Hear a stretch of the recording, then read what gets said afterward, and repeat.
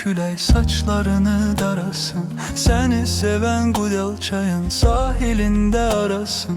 Dilin ana torpağının meyvəsindən şirindir. Məhəbbətin ürəyimdə dəryalardan dərindir. Külək kimi toxunursan günəşli səhərlərimə. Səsinin rəngi qarışır ürəyimin sükutinə. Dağın dumanı kimi yumşaq düşür nəfəsin. Dərindən gəlir sanki torpaq danışır səninlə. Adın dalğa kimi yayılır içimdə. Həyatımın çiçəksən, qobalı qız, qobalı. Göyçəklərin göyçəksən, qobalı qız, qobalı. Həyatımın çiçəksən, qobalı qız, qobalı. Vətənimin bəzəksən, qobalı qız, qobalı.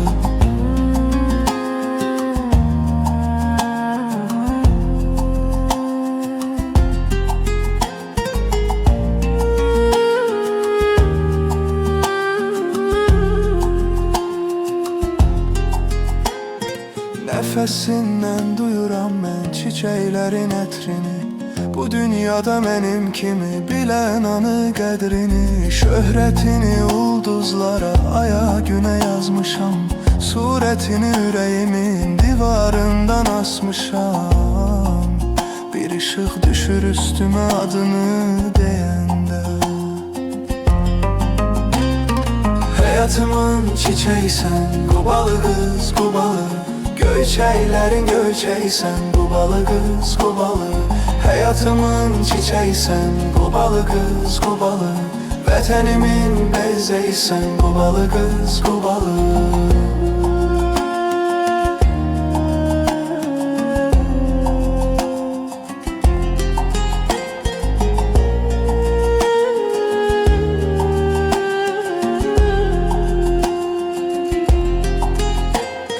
Xəzan bilməz ömrümüzün bu mənalı çağında.